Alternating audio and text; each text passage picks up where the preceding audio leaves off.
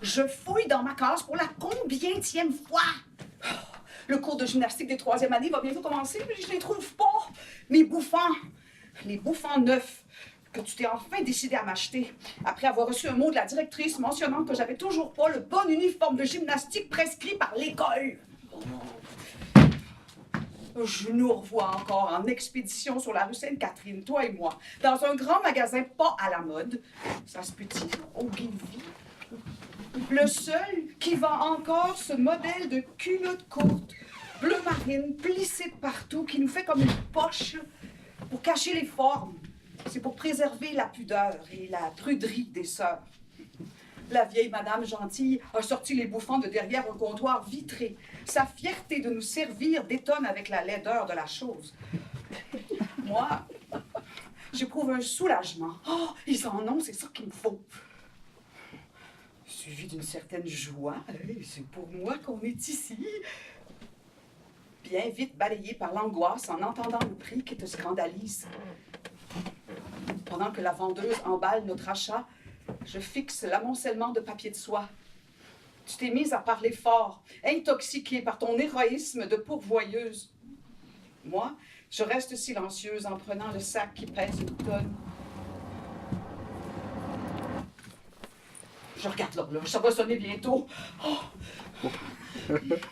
Les élèves reviennent des toilettes où elles se sont changées. Moi, je me dresse pour voir sur la tablette du haut. Là. Je tape le métal, les mitaines, la boîte à lunch. Je les trouve pas, mes bouffants. J'ai des bouffants maintenant, mais là, je les ai plus. J'ai tout le reste sauf ça, mes bouffants. Je les ai mis rien qu'une fois l'autre fois, puis j'ai tourné dans ma classe, c'est sûr. Tout est là, mais je les ai pas. Je peux pas m'habiller pour le cours, j'ai pas mes bouffants. Puis j'ai plus mes shorts à l'école, j'ai des bouffants. C'est ce que je m'entends glapir à une camarade qui m'aurait demandé ce qui se passe. J'ai mal. Je suis mal. Mais je me concentre pour trouver où sont mes bouffants. Et ça y est. Oh. Je me suis fait voler mes bouffants neufs que tout le monde m'a vu porter au dernier cours. Oh. Une ou des filles de l'école m'ont volé mes bouffants neufs. Mais pourtant, toutes les élèves ont déjà leurs bouffants. À quoi ça va bien leur servir?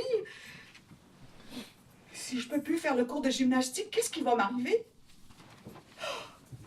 Mon école, à laquelle j'ai une raison particulière de tenir. Cet édifice de pierre grise et de briques rouges à l'intérieur duquel ce qu'on me dit de faire est clair et compréhensible.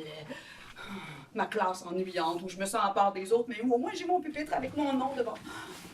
Et ma tuile sur le plancher de la grande salle, parfois une blanche, parfois une verte, pour m'aligner avec les autres, toutes les autres, incluant les méchantes que je connais même pas. Mon école, donc, va-t-elle me rejeter parce que j'ai plus les fameux bouffants que j'avais pas avant? Est-ce que les filles m'ont volé mes bouffants pour que je perde ma place à l'école? Pour que je disparaisse?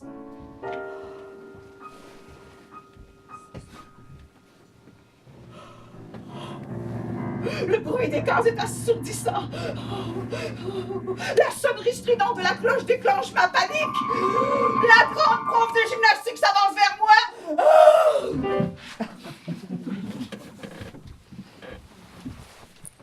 En sortant du bureau de la sœur directrice, j'ai un nouveau billet pour toi. Pour une fois, j'ai hâte d'aller te retrouver à ton travail. Je cours prendre le 129. Je débarque à l'hôpital Sainte-Justine. Je traverse le grand hall jusqu'au comptoir de bois et je me monte sur la pointe des pieds pour que la réceptionniste me voie. Local 555. Allô, maman? J'ai été au bureau de la sœur directrice. Mais finalement, elle est très avant-gardiste. C'est fini, cette affaire de bouffard, là. Il faut que je rapporte mes shorts à l'école. Oui, je monte. Oui, à tout de suite.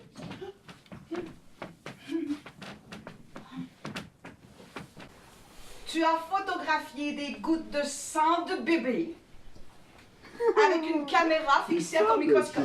Et maintenant, tu développes tes photos en chambre noire, éclairées du même rouge que le sang de ces bébés, qu'on soupçonne être trisomique ou atteint du syndrome du cri du chat.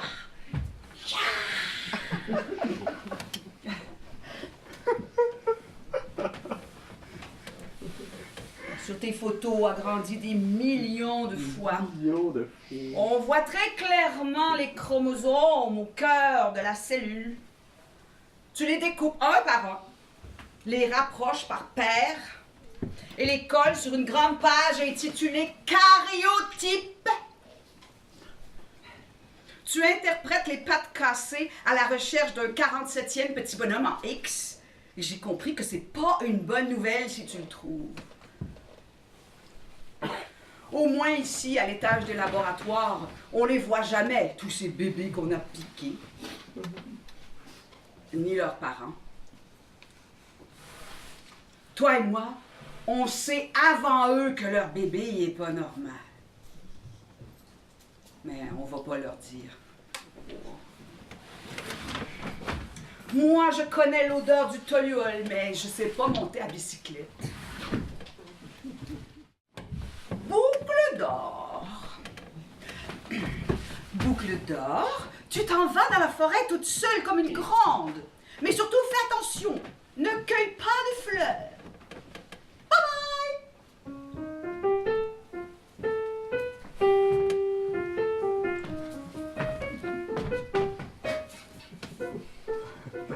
Boucle d'or. Boucle d'or. Boucle la d'or, oui.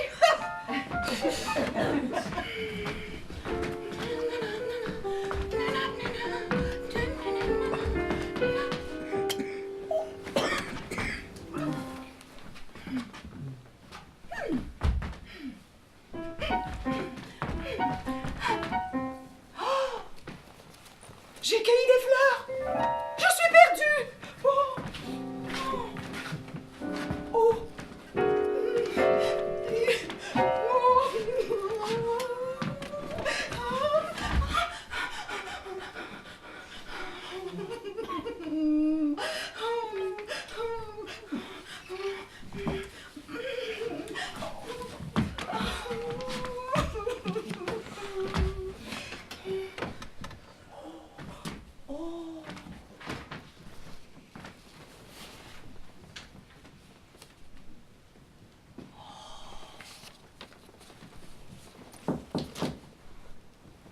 Il y a quelqu'un?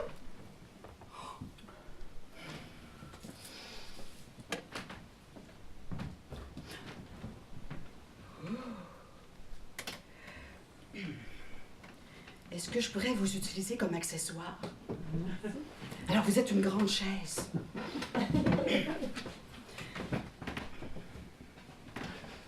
Oh! Cette grande chaise est beaucoup trop grande! Est-ce que je peux vous utiliser aussi? Alors, vous êtes une moyenne chaise. Oh, cette moyenne chaise est beaucoup trop moyenne. Et vous, vous êtes une petite chaise, d'accord? Oh, cette petite chaise est juste bien pour moi.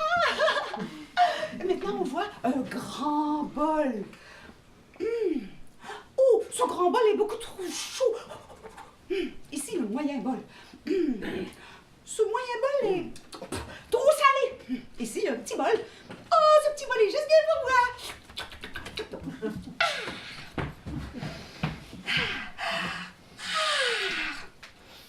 Est-ce que je pourrais vous utiliser aussi? Oui, alors, vous êtes un grand lit.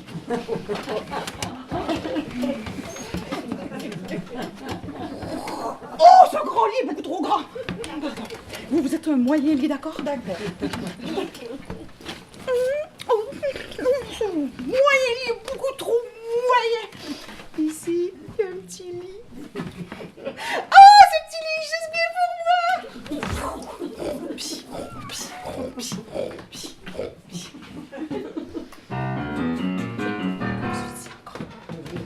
Alors, je vous lève, je vous tourne.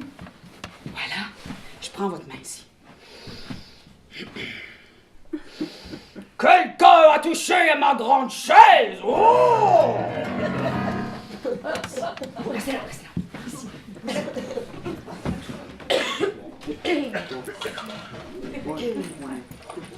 Quelqu'un a touché à ma moyenne chaise. Oh!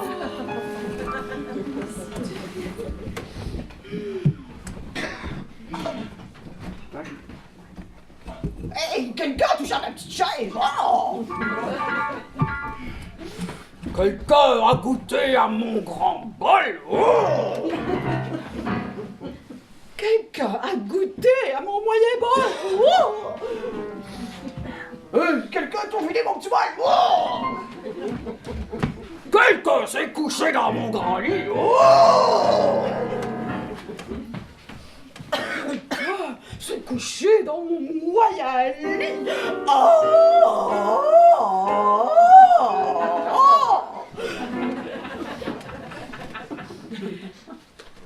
Quelqu'un est couché dans mon petit lit. Hey!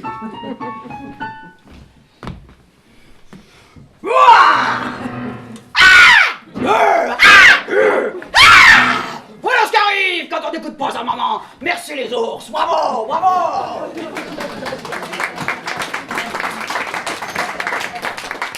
La raison du plus fort est toujours la meilleure. Pas un seul petit morceau de mouche ou de vermisseau. Ils n'en mouraient pas tous, mais tous étaient frappés.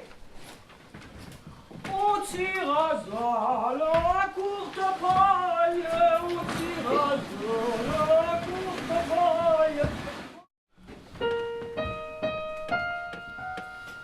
Un bel homme fertile se cherche à travers les femmes. Parmi elles, oiselle rousselée, l'aime tant, l'aime tant. Un bel homme fertile se cherche à travers les femmes. Parmi elles, oiselle rousselée, l'aime tant, l'aime tant. Quand fera-t-il, causera-t-il, que causera-t-il?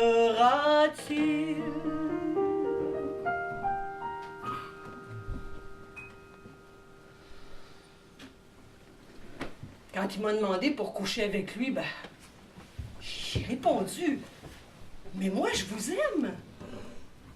Il a dit, on verra. Mais quand je suis tombée enceinte de toi, je l'ai su tout de suite.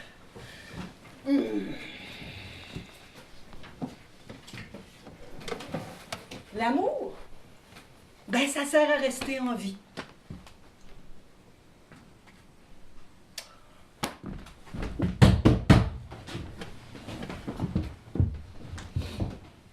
Ton grand-père René, il est mort sans croire que tu étais cette petite fille.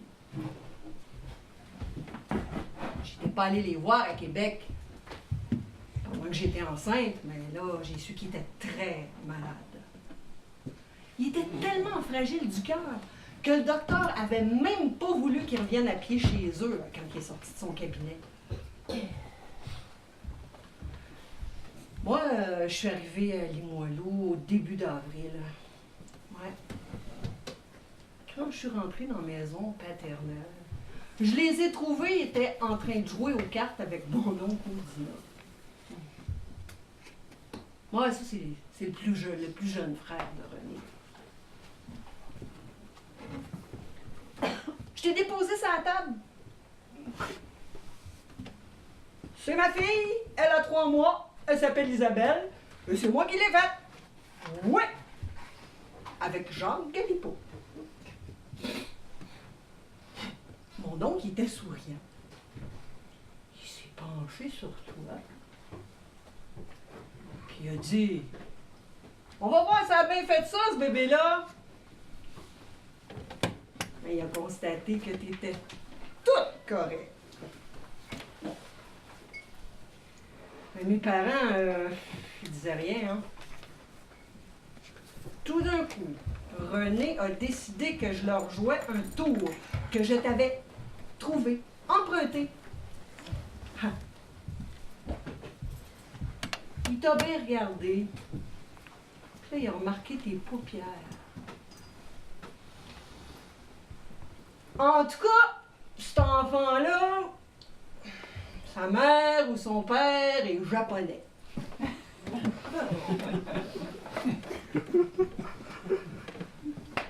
Hey, j'ai voulu répliquer, hein? J'ai voulu répliquer, oui!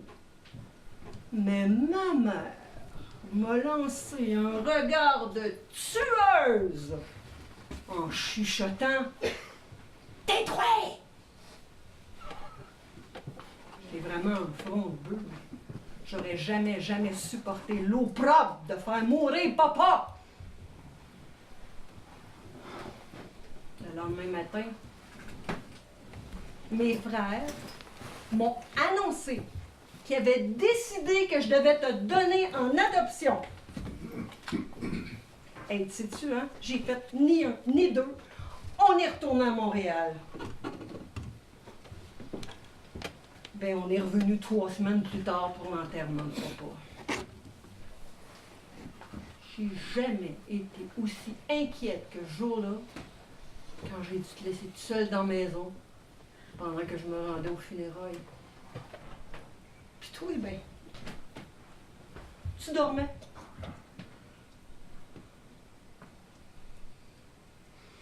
Toute ta famille t'a laissé tomber à cause de moi?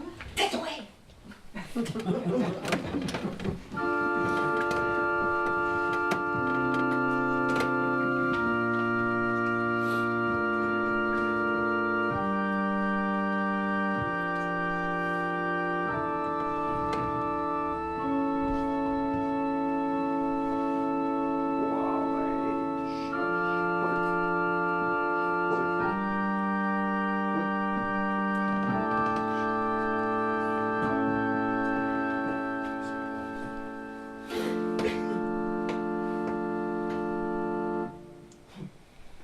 Quand Pauline est revenue de sa tournée en Europe, t'avais 10 mois. Comme ça, toi et moi, du jour au lendemain, on s'est retrouvés sur le trottoir. Jacques n'a rien dit? Ben, on est allé ouvrir un compte à la banque, là, puis il a dit qu'il déposerait de l'argent dedans à tous les mois. Mais là, il n'en dépose plus. Il a dit qu'il le ferait. Tu lui demandes rien. Non, Qu'est-ce qu'elle a, ta main? rien.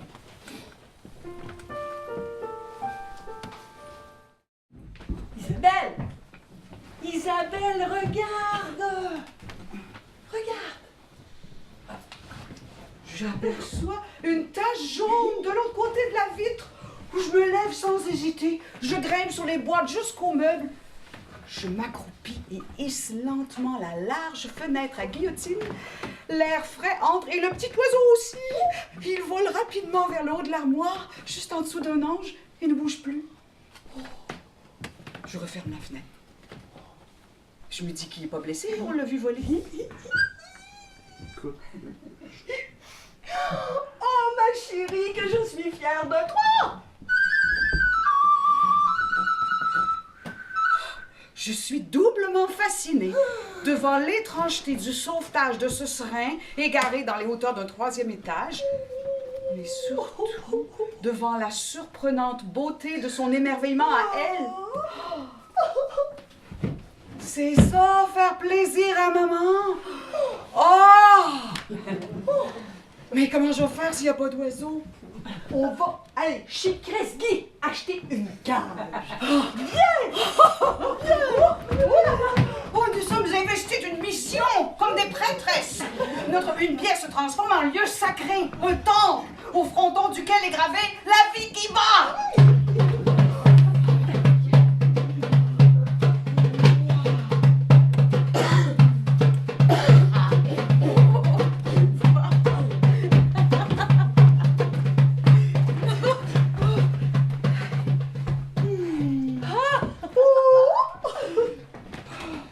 Il habite avec nous, notre Caruso. Il égaye le cœur cœur de maman mieux que personne. Il lui redonne le goût de vivre.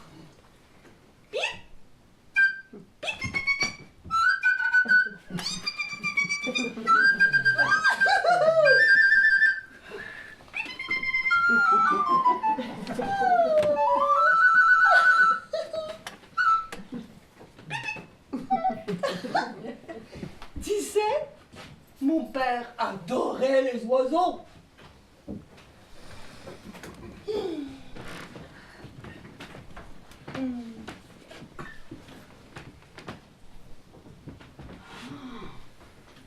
Grand-papa, te serais-tu réincarné en canari pour nous sauver la vie?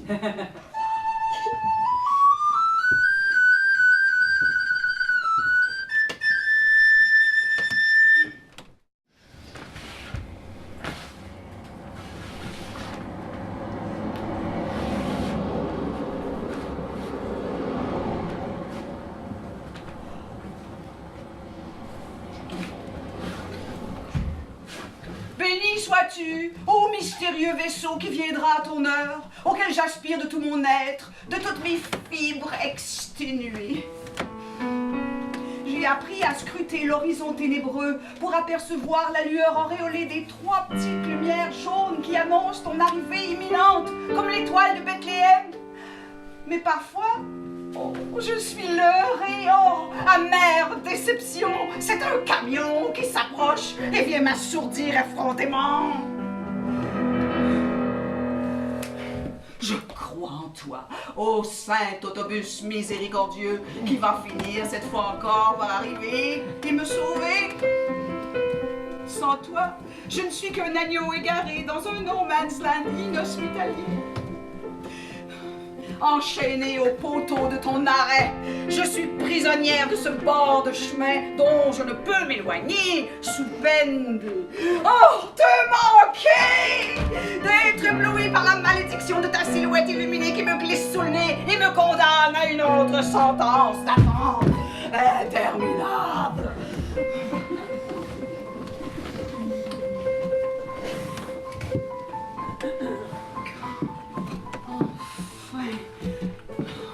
Dans un léger nuage de vapeur poussiéreuse, tu ralentis pour t'arrêter et que tes portes s'ouvrent dans un concert de cylindres à air comprimé.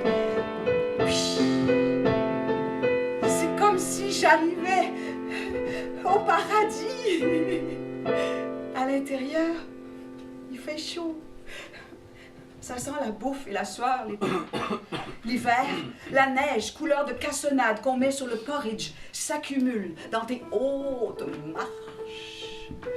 Que j'ai la chance de me hisser sur un banc d'où je balance mes jambes fatiguées, ou que la foule compacte et ballottée m'oblige à m'agripper tant bien que mal, m'importe peu, puisque tu roules joyeusement dans la nuit en m'emportant, suprême délivrance.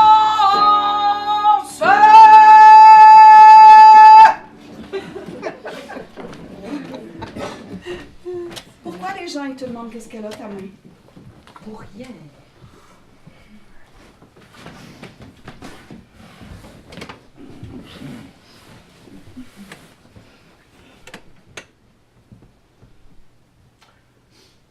Quand t'avais 3 ans, j'allais pas bien. Vraiment pas. Un soir, je pleurais en marchant sur le trottoir. Une Volkswagen a ralenti près de moi. J'ai accepté de monter. Il parlait anglais. C'est un Allemand de 18 ans. Beau comme un dieu viking. Bon, je me suis dit que tant qu'à te tuer puis de me suicider après, j'étais aussi bien de tomber enceinte. Il l'a jamais su.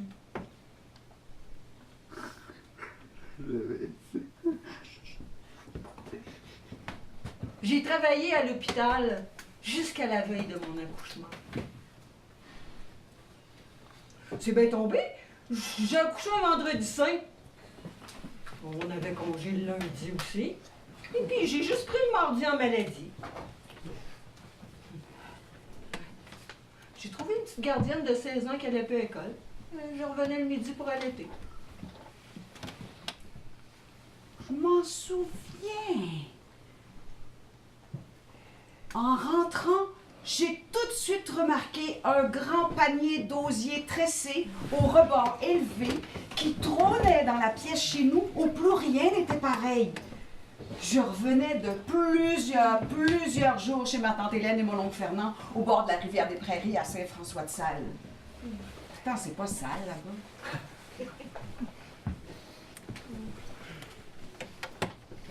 Les adultes, vous étiez tous massés autour du panier. Ma tante Hélène s'est exclamée. Quoi? Le poisson pour faire de la giblotte? Je voyais juste des derrières, des dos, des coudes massés autour du mystère. J'entendais l'osier gémir comme un vieux rafio.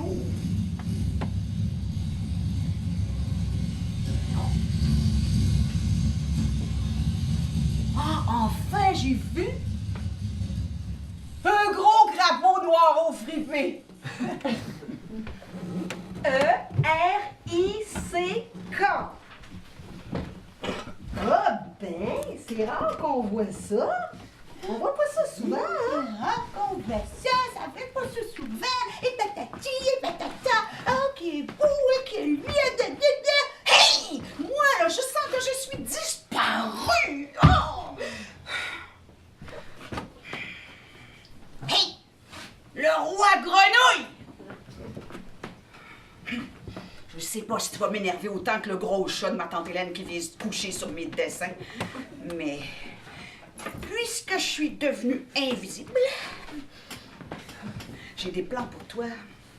Je vais te faire joue bouillie, joue rôtie, te ficeler, t'emmailloter tout le tour et cuire dans la marmite. E-R-I-C-K.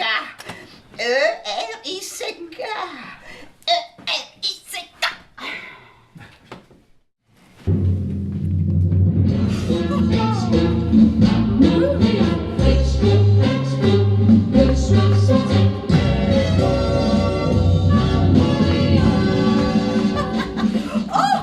Ma grand-mère Lucienne, que je voyais seulement dans sa cuisine de Limoilou à Noël, débarque chez nous avec sa sœur Béatrice, religieuse à l'île du Prince-Édouard, pour visiter Expo 67. C'est Isabelle qui va vous servir de guide, parce que moi, je travaille à l'hôpital, hein? Ah, ben c'est vrai qu'on est allé souvent. J'ai mon passeport avec ma photo. Oublie pas, il faut que tu prennes les correspondances que le chauffeur va te donner dans l'autobus pour entrer dans le nouveau métro avec. Bye bye! Dans ces wagons souterrains, il fait tellement chaud. Les éventails au plafond, ça suffit pas. Moi, je suis responsable du confort et de la sécurité de ma grand-mère et de ma grand-tante, mais je peux pas tout régler. Ça, qu'est-ce que tu veux? Dans les longs corridors, il faut pas être pressé. Et surtout, ne jamais se décourager. Il faut continuer, continuer, continuer. Dans le métro, comme à Terre des Hommes, je réussis à tout coup à déchiffrer les cartes et les poteaux indicateurs. Je suis très fière de moi. Je me fie à ce qui est écrit et aux directions des flèches pour triompher de l'incertitude. C'est au retour que ça se gâte. Le métro est bondé, mais quelqu'un a eu la gentillesse de laisser sa place à ma grand-mère. Moi, je sais par cœur qu'il faut descendre à Mont-Royal tout de suite après Sherbrooke. Sherbrooke, Mont-Royal, Sherbrooke, Mont-Royal, Sherbrooke, Mont-Royal, Sherbrooke, Sherbrooke, Sherbrooke. Grand-maman, il faut te lever pour descendre à la prochaine station. Elle préfère attendre que le train s'immobilise. Le temps de se redresser. Les portes se referment, puis on est reparti. Son visage s'allonge. Elle trouve le chauffeur ben niaiseux. On se retrouve perdu, raide, à Laurier. En plus, il y a 2 sorties, une à chaque bout. Quand j'entends ma grand-mère, ma grand-tante dire qu'on va prendre un taxi, ben j'apprends que les gens qui ont de l'argent n'ont pas besoin de tout savoir. Ben je me trouve quand même un peu coupable.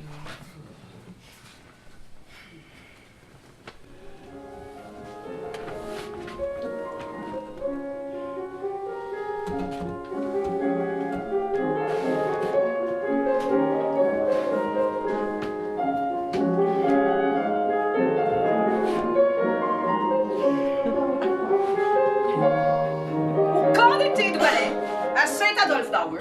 Je me suis fait une nouvelle amie. Elle s'appelle Caroline. Elle a les cheveux châtains et frisés comme moi, mais courts. Ça fait une boule autour de sa tête. Elle peut pas se faire de chignon. Moi, oui, mais j'haïs ça, ça tire. J'aime mieux mes lulus qui me font des oreilles d'épagneul. Caroline et moi, on est voisines de lit dans le dortoir. Je fouille dans mon bagage parce que je voudrais trouver un objet qui pourrait lui donner envie d'être mon amie pour la vie. Je rêve de trouver un canif. Je lui proposerais de nous taillader les veines pour mêler nos sangs. Mais j'en ai pas de canif. Ah, tiens, je tombe sur un objet qui peut-être va l'intéresser. Caroline,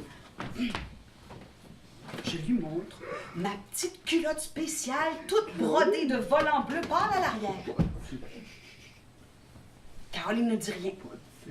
Pas un soupçon d'envie, pas un éclair de jalousie devant cette coquetterie raffinée. Je devrais trouver un autre gage d'amitié. Alors, je me décide à la mettre comme sous-vêtement, comme je fais des mois chez nous. Mais j'ai mal calculé mon coup, parce qu'en dessous d'un collant rose et d'un léotard noir, les volants bleu pâle font des motons. Je me retrouve obligée à m'enrouler dans le rideau noir de la grande salle avant le cours de ballet pour l'enlever.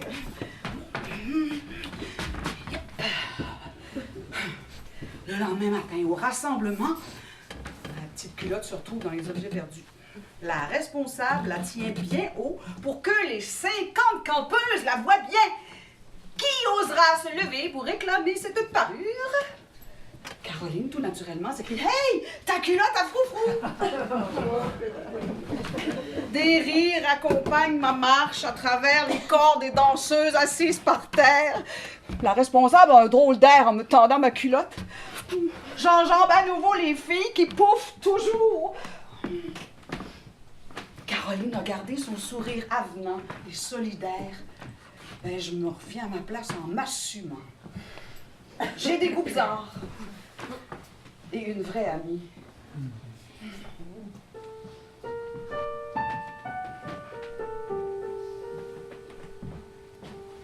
Rien.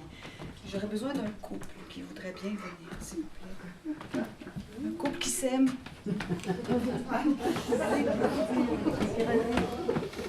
Oh. Et j'aurais besoin aussi d'une fille qui va représenter ma meilleure amie. Installez-vous. Alors, madame, ici, à droite. Ça, monsieur, ici. Ici, là. Et mon ami. Oui, voilà. Alors, asseyez-vous ici devant. Parfait. Tu peux vous asseoir, madame. C'est ça. Voilà. Alors, Catherine est enfant unique. Elle et moi, on a beaucoup d'imagination. C'est ma meilleure amie. Je vais souvent dormir chez elle. Mais là, c'est encore plus spécial. Ses parents nous emmènent au chalet à La Belle. C'est vous qui conduisez, monsieur. C'est long, aller à La Belle. Hein? Alors, rendu au bout de la route, on arrête tout et on va vider l'auto. Et on va mettre tous les objets de l'auto et même les provisions qu'on vient d'acheter au grand magasin général des Groseilliers. On met tout ça dans la chaloupe à moteur. C'est encore vous qui conduisez. Le lac est immense. Le nez de la chaloupe coupe les vagues qui claquent. Les gouttes et le soleil sur l'eau me font glisser les yeux.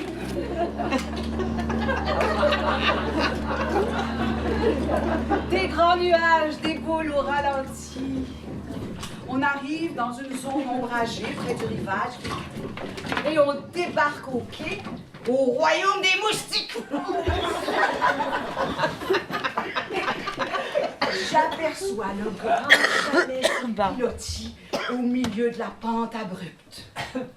Tout autour, une forêt sans fin, vierge de tout chemin, traversée d'aucun sentier. Catherine, c'est la forêt de Boucle d'Or. On va dormir dans la maison des ours. Mais au moins, on a apporté notre bouffe.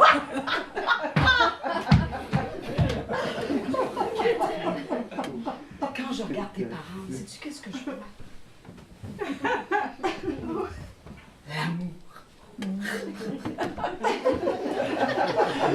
Oui, voilà, merci, c'est vrai qu'on voit là. Merci.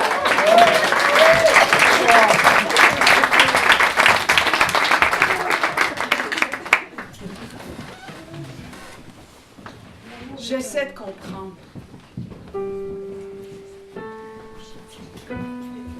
J'essaie de comprendre ce que sœur Fernande me montre sur le clavier. Mais je peux pas m'empêcher de fixer les bosses sur ces jointures déformées par l'arthrite. Sœur Fernande me gave de directives et de remarques, encerclant les bécards, soulignant les soupirs sur mes partitions, lesquels j'ai pas vraiment de plaisir, je dois faire attention à tout. Et puis, ces doigts me font presque peur. Je me demande si c'est le couvercle du piano qui les a mordus.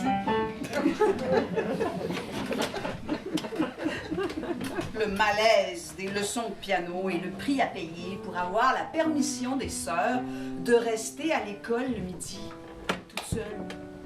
Toutes les autres élèves s'en vont dîner à la maison, il y a juste moi ici. Je suis habituée. Dans la grande salle, il y a un vieux pupitre qui est à personne. C'est là que je mange mon sandwich, toast brûlé, pepperoni moutarde, que j'ingurgite à même un petit pot de pilule, ma vinaigrette Catalina, accompagnée de céleri. Avant de m'isoler encore plus dans un cubicule insonorisé à l'arrière-scène, enfermé avec un piano droit. Chaque jour de la semaine, largué dans ce caisson de solitude,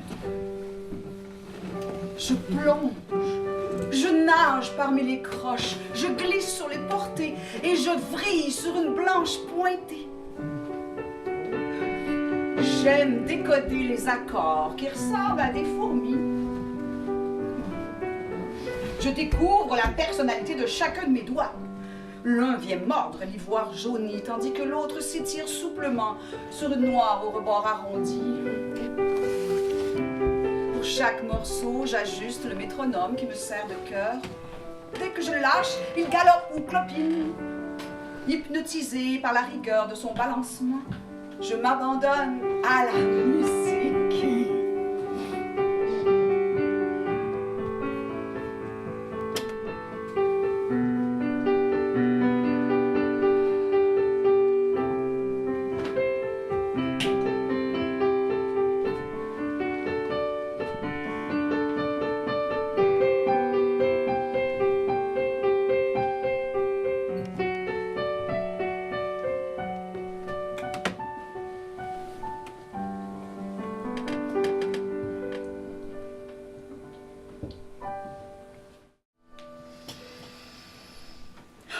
Je respire un grand coup le beau soleil de ce début juillet avant de m'engouffrer lentement. La porte tournante de l'entrée de l'hôpital juif tourne toujours très lentement, comme un manège qui termine sa course indéfiniment. Ça y est, je suis rendue de ce côté-ci du monde. Porte d'ascenseur fermée, ouverte, refermée sur moi, réouverte devant moi, à l'étage des soins palliatifs, l'étage feutré, tranquille, où je viens chaque jour maintenant. On est rendu là que je me répète. Le plancher du corridor brille. Devant la porte de la chambre, je pige dans le bac une jaquette jaune que j'enfile une manche froissée à la fois sans déposer mon sac par terre, comme si la saleté du quotidien pouvait infester le sol aseptisé à la Zamboni. J'entre. Laurence, mon beau grand-neveu, est là. Tu souris, assise dans ton lit. Les cabarets du déjeuner et du dîner sont encore là. Tu les gardes pour plus tard. Une bouteille de boost ouverte avec une paille, une autre avec encore son capuchon vert à côté d'un pichet d'eau plein de glace fondue. Tes souliers de course blancs avec des rayures rouges trônent toujours sur le petit banc à côté de ton lit pour que tu puisses les enfiler avant d'aller aux toilettes, ton seul déplacement. Laurence t'a aidé tantôt, je vérifie. Je vous dis que je suis contente. Dans le lit d'à côté, la voisine pousse une longue plainte derrière le rideau beige. Sa petite fille lui parle doucement en hindi, puis elle appelle en anglais à l'intercom. « Please, Taladell. Taladell. Taladell.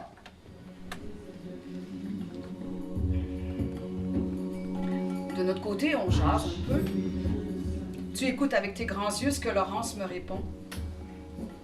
Puis, comme tu es bien réveillé, je propose de te faire la lecture et tu veux bien. Je prends sur le petit meuble, près de la fenêtre, le livre que tu as choisi d'apporter ce jour fatidique où tu as été admise ici parce qu'une chambre s'était libérée. C'était pendant que nous attendions chez toi les ambulanciers qui viendraient te chercher. Même si nous avions toujours en bas le fauteuil roulant loué à la pharmacie, tu étais devenu bien trop faible pour descendre les 19 marches. Nous avions attendu plus d'1 heure. Je leur avais mentionné que ce n'était pas une urgence.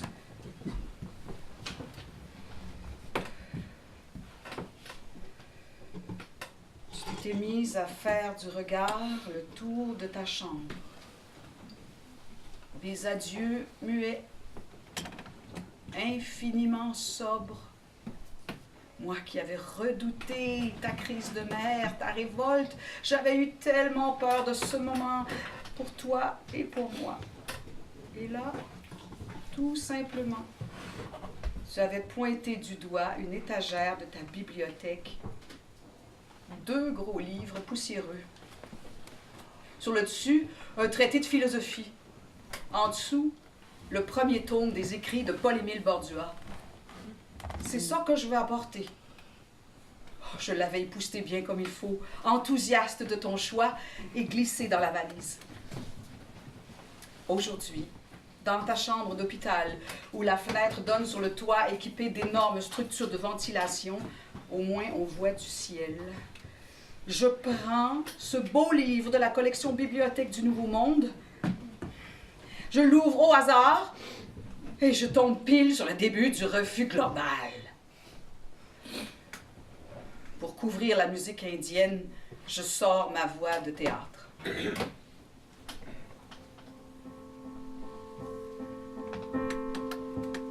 Rejetons de modestes familles canadiennes, françaises. Petit peuple. Petit peuple. Notre destin sembla durement fixé. Des perles incontrôlables suintent hors des murs. Les frontières de nos rêves ne sont plus les mêmes. Les doubles sens me chavirent. Laurence est étonnée de mon interprétation. Par bonheur, il connaît le texte. C'est vrai qu'il est allé longtemps au cégep. Des vertiges nous prennent à la tombée des oripeaux d'horizon naguère surchargés. Tu écoutes religieusement. C'est une messe païenne. La honte du servage sans espoir fait place à la fierté d'une liberté possible, à conquérir de hautes luttes. Au diable Goupillon et la Duc!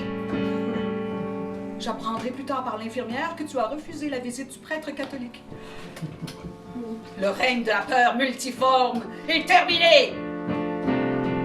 Refus de se taire. Place à la magie. Place au mystère objectif. Place à l'amour. Place aux nécessités. Un magnifique devoir nous incombe aussi. Conserver le précieux trésor qui nous échoua. Que ceux tentés par l'aventure se joignent à nous. Les dernières interjections jaillissent de moi comme la finale d'un feu d'artifice. Nos yeux brillent. Nous vivons ensemble un autre pan de ces adieux qui s'étirent.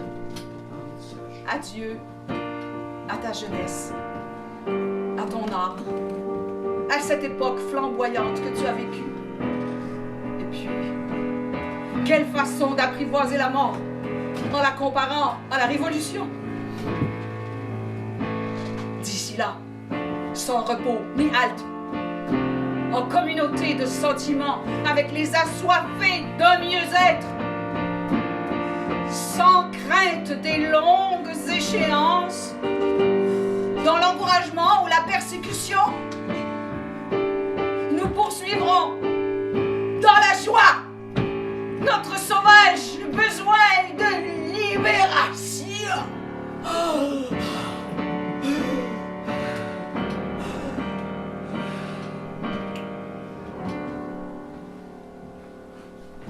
Dans le lit d'à côté, la grand-mère indienne dort maintenant.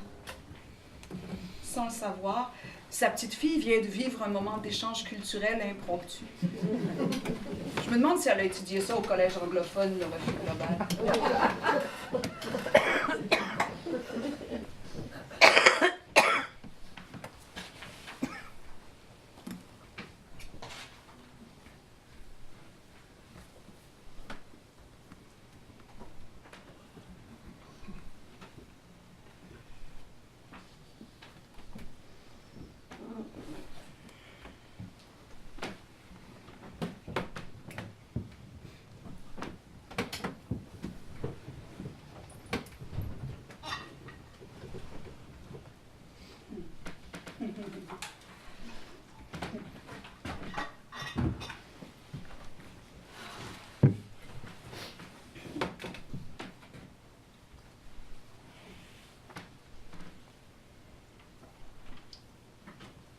Tu vas tirer la carte des amours impossibles.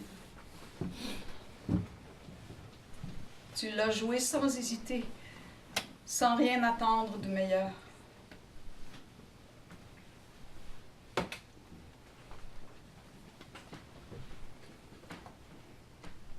Tu as tiré la carte des amours impossibles. En as porté le fruit qui a bouffé ta vie, menée au bord du précipice.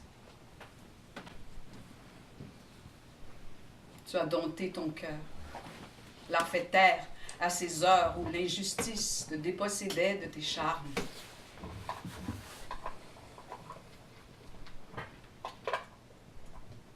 Espèce d'entêté, effronté, bohème, fantasque et touche-à-tout. Toi qui as bourlingué, décoré, cuisiné pour les fins, pour les fous en cette ère nouvelle où naissaient les rebelles. Tu as tiré la carte des amours impossibles. Tu l'as joué sans demander une autre main.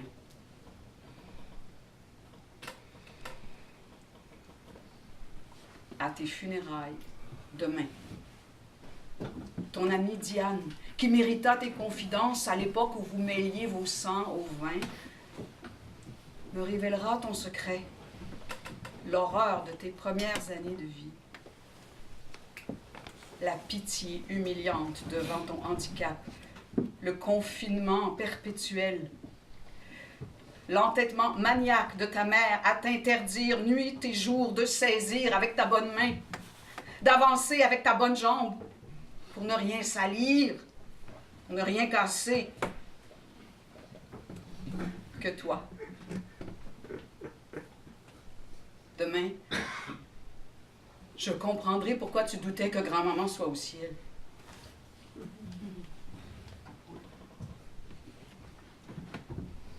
Des années de supplice avant que tu ne sois sauvée par ton grand frère qui alerta son enseignante religieuse. Chez nous, on a un bébé, mais elle a 4 ans. Les sœurs sont venues. T'ont sorti du parc de bébés qui t'emprisonnait. T'ont soigné au couvent pendant quelques mois. T'ont encouragé et stimulé. À ton retour à la maison, tu marchais.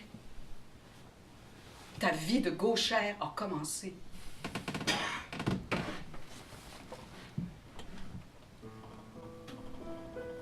Demain, je contemplerai ton destin comme un paysage étrange qui m'inspirera enfin du respect. Demain, je n'attendrai plus de te réparer. Demain, je verrai mon espoir inutile et prétentieux finir de se dessécher devant ta véritable grandeur. Demain, maman, je goûterai ta leçon d'amour.